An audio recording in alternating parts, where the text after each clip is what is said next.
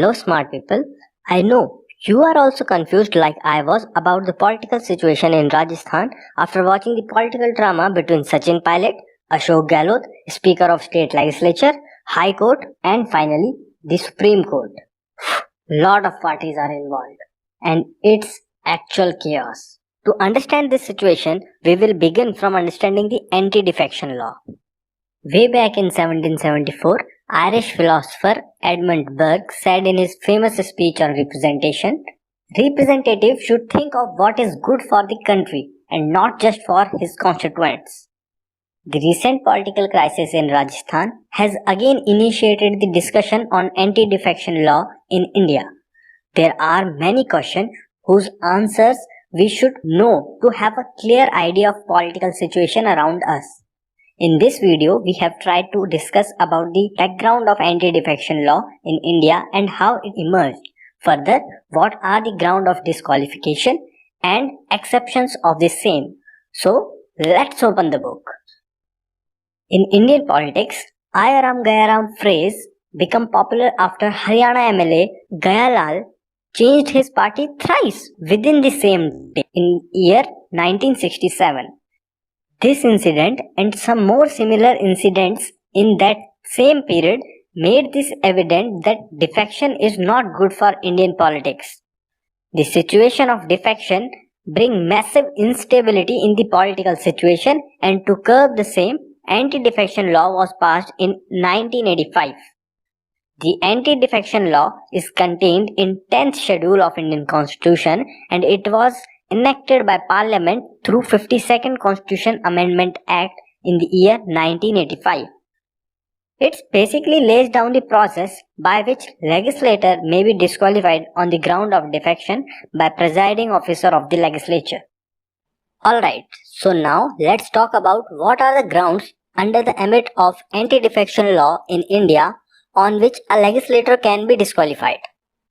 These grounds are: first, if the legislator is a member of political party, then he can be disqualified if he voluntarily resign from his party or disobey the party leadership on a vote, or when he abstain from party's whip. Secondly, if the legislator has been elected as an independent member, then he would be disqualified if he joins a political party. And lastly, if the legislator is a nominated member and join any political party after the end of 6 months, then he can be disqualified. In case of defection, any member of House can petition the presiding officer of the legislature to disqualify the legislator or the legislators in fault under the 10th schedule. However, there are some exceptions to this. Firstly, the legislator may change their party without the risk of disqualification if a party merges with or into another party with 2/3 of its legislators. In such scenario, neither the member who decided to merge or nor the one who stay with the original party face disqualification. And secondly, any person elected as chairman or speaker can resign from his party without the fear of disqualification and can rejoin the party when he vacates the post. Here, it is to be noted that anti-defection law applies to both parliament and state assemblies. Now the question arises that who is responsible for making rule to give effect to the provision of the 10th schedule? And the answer is presiding officer of the House. All such rule must be placed before the House for 30 days. The House may approve or modify or disapprove them. Further, he may direct that any willful contravention by any member of such rule may be dealt with in the same manner as a breach of privileges of the House. According to the rule made so, the presiding officer can take a defection case only when he receives a complaint from a member of the House. Before taking final decision, he must give the member a chance to submit his explanation.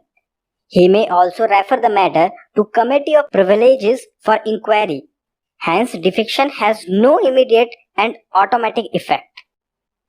So as of now, we have learned the history of anti-defection law, the criteria of disqualification and the exceptions to it, and the rule-making power.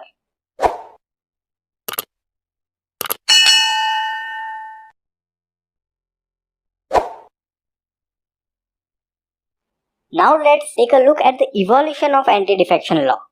The 10th schedule of the Constitution is designed to prevent the evil or mischief of political defections motivated by the lure of office or material benefits or other similar considerations. It is intended to strengthen the fabric of Indian parliamentary democracy by curbing the unprincipled and unethical political defections. The Rajiv Gandhi, then Prime Minister, described it as the first step towards cleaning up the public life. Then Central Law Minister stated that the passing of 52nd Amendment Bill by a unanimous vote by both the houses of the Parliament was a proof, if any, of the maturity and the stability of Indian democracy. After discussing this much about anti-defection law, we must know the advantages of this law. These are: it provides greater stability in the body of politics by checking the propensity of the legislator to change the party. Secondly, it facilitates democratic realignment of the party in the legislature by way of merger of the parties. And the third point is, it reduces corruption at the political level as well as non-developmental expenditure incurred on irregular elections. And last, it gives for the first time a clear-cut constitutional recognition to the existence of political party. Earlier, political party are just a mindset of people, but now it has some constitutional existence also. Now let's look other way around, the criticism part. Though the anti-defection law been hailed as a bold step towards the cleaning of our political life and started as a new epoch in the political life of the country, it has revealed many lacunae in its operation and failed to prevent defection in toto. It came to be criticized on many grounds, and some of those grounds are: it does not make a differentiation between the dissent and defection. It curbs the legislator's right to dissent and freedom of concise. Other point is that its distinction between the individual defection and group defection is irrational. In another word, it banned only the retail defection and legalized the wholesale defection. Its one more criticism is that when an independent member joins a party, he is disqualified, while the nominated member joins a party, he is allowed to do. And lastly, its vesting of decision-making authority in the presiding officer is criticized on two grounds. Firstly, he may not exercise his authority in an impartial and objective manner due to the political exigencies. Secondly, he lacks the legal knowledge and experience to educate upon the cases. In fact, two Speaker of the Lok Sabha, Rabi Rai in 1991 and Shiv Rai Patel in 1993, have themselves expressed doubt on their suitability to educate upon the cases related to defection. After realizing need to strengthen anti-defection law, Parliament brought 91st Amendment Act of 2003, after which a member of either house of the Parliament belonging to any political party who is disqualified on the ground of defection shall also be disqualified to be appointed as a minister and to hold any remunerative political post. Now we will discuss about the current political situation in Rajasthan. Please watch this video till end to have a clear picture of situation in Rajasthan. The current political situation has raised some major question, and to better understand this whole situation, we should know the answer of the same. Here, first question which arises is, when this is a matter of defection, then how did it reach to High Court? Answer is, Sachin Pilot and 18 other members were given a disqualification notice by the Speaker, and their reply was asked by July 17th as per the provision of the anti-defection law. Against this disqualification notice, Sachin Pilot with 18 MLA filed a petition in Rajasthan High Court with these arguments. Number one argument was that they had not defected or given up the membership of Congress party. They are only expressing dissent against the functioning of the Chief Minister by staying within the party.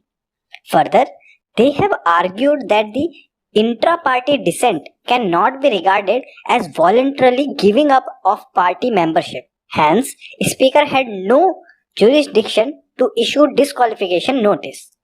Second point which was made by Sachin Pilot and his MLAs was that it is further argued that Speaker is acting with malefied intention because he only gave the time of 3 days to them to reply on the disqualification notice served to them when current legislative rule provide at least 7 days to provide for any reply. One more important point argued in petition is that the whip is only applicable to proceedings within the House. Hence, defiance of party's whip direction to attend the party meeting cannot be considered as ground for disqualification. And now, recently in the last order, Rajasthan High Court has ordered the status quo on the disqualification notice sent by the Speaker, which basically means so far all the Congress MLA are not disqualified and any proceeding would not undergo against. With this, the second question arises here is that why this case went to Supreme Court. So the Speaker of Rajasthan Legislative Assembly approached the apex court against the July 21 order of Rajasthan High Court, which stayed the disqualification proceedings against all the Congress MLAs along with Sachin Pilot. Speaker, in its plea to Supreme Court, cited that the Quixote Holland case of 1992 and said that the disqualification proceeding before the Speaker under 10th schedule are proceeding of the legislature and as such cannot be interfered by the courts. And now the latest update is that Supreme Court in this matter has prepared 13 questions of law, which they will answer after due proceeding are done. Gentlemen, here are today's video ends. But before closing this video, I want to request you to kindly watch this video once again and take note of entire mind map, and I suggest you to personalize this mind map in your own way so that you will never forget this topic. And if you have any query, you are most welcome to comment down below. You can also give some feedback to improve my upcoming videos. Thank you. See you in next class. Till then, stay focused and stay safe.